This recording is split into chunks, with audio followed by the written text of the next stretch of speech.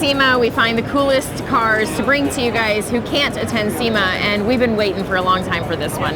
We found Troy in the Eaton booth, and Troy, tell us about this beauty you just discovered, or just showed the owner, what, about an hour ago? Yeah, it was pretty fun. You know, he hadn't seen it painted yet, so that's always, you know, I knew the colors, so that was good. You know, it wasn't a crazy surprise, but, you know, this was really interesting. Hal had the idea, they had a 07 G55 Mercedes that they totaled and bought back from an insurance company, and called me, and I was recommended from a friend of his that, hey, they can probably do something with this drivetrain.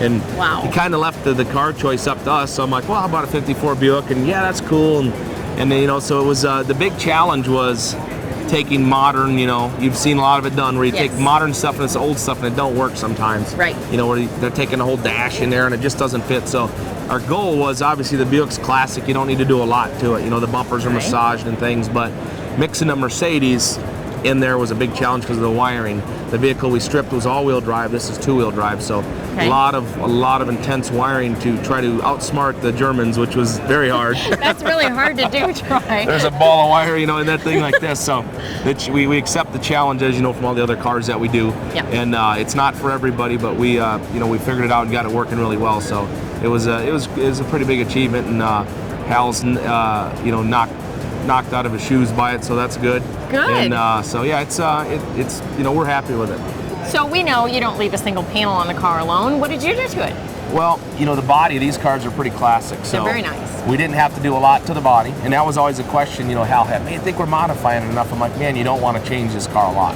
So the front bumper, the lower half's built from scratch, and we tucked it in and massaged it. The eyebrow is 3 pieces. It's soldered together now and pulled back and fit. Okay. We made the rear bumper from scratch, and then all the trim on the car, like the side trim, some of it's welded together, and it's all polished and then nickel plated. Okay. All the exterior trim, other than a grill's nickel plated, but that's really honestly the only body modifications, is just the tucking of the bumpers and just paying attention, you know, to the parting lines on the fitment and stuff, and really getting it to fit. Right. Now, you know, we made all the internal stuff on the headlight to modern it up a little bit, but not lose. I mean, a 54 Buick is that droopy headlight area. Right. I mean, if you take that away from this car, you might as well use a different car. It's changed Yeah. drastically. So you got to be careful Wouldn't with fit. that. And that's what's neat about these 50 eras cars, especially the Buicks or the Pontiacs, Oldsmobiles. They're just fancier, and they got all the Art Deco trim and the hood ornaments and stuff. And right. It's stuff that we want to try to make. Right. It's already there. So you got to really pay attention to what you get rid of. And what about the motor? Is it the Mercedes motor, the Buick motor, or did you guys compile a big thing of your own? Well, you know, the G55 thing, you know, we call the car the G54 because we stripped the G55 and it's a 54 Buick, so it was kind of a simple name. You know, we used Sadies, we had all these crazy things that sounded weird, you know, so that didn't work. You know, but, you know, the whole basis of this whole project was the engine. I mean, that started the whole thing. How many horsepower is the motor? 530. What are you going to do with that? You know, it'll This probably... looks like a casual cruiser, yeah, but you know? What's awesome is, you know, when we idled it in here, it idles at about 500 RPM and you can't hardly hear it. Oh, it's really well, nice. That's a German it's got a little technology. rumble. It's got a little rumble to it. Troy, tell me what you guys did to the interior of the car. Well, that was, you know, kind of easy with these earth tones, you know, going in there. The key was the dash, you know, taking a new instrument cluster, the new radio, but not making it look like it's a new radio in an old car. Right. So we paid attention to the shape of the dash, kind of emulated the original Buick a little bit, fit the AMG cluster in there, and then, you know, any of the Mercedes you buy now, a lot of them are top stitch, you know, French seamed on all there. So we did the suede dash pad. Okay. It's a difficult, for interior guys, they know that's a very difficult part to make. Right. So we did that, and then the back package tray the same way. So that's the French seaming top stitching on that stuff.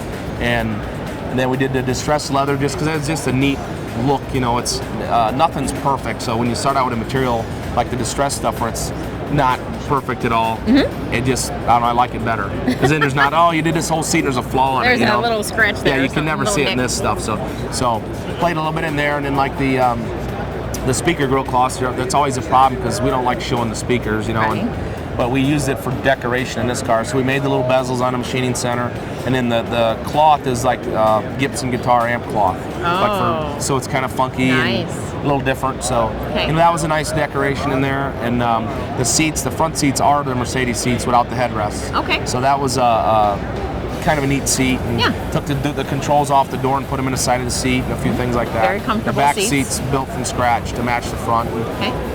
we did the wood grain thing because Mercedes is known for that, and so is Buick. I mean, so we did the hydrographic stuff on that's all the fake wood stuff, right? And it turned out real nice. So, and then the brake and gas pedal are from the Mercedes, just black, unassuming. Pretty simple. Why make a statement with that? Yeah. Did the 3-point seat belts, kind of fancy on the back of the car. There was no B-pillar, so we put it down low, made it slide in the floor. Cool. Just little different things like that. But, yeah. So you've talked about the two-tone paint, but what is the paint? The top color is actually from the new Porsche. It's the Panamera or whatever. It's a 4-door Porsche they did. Okay.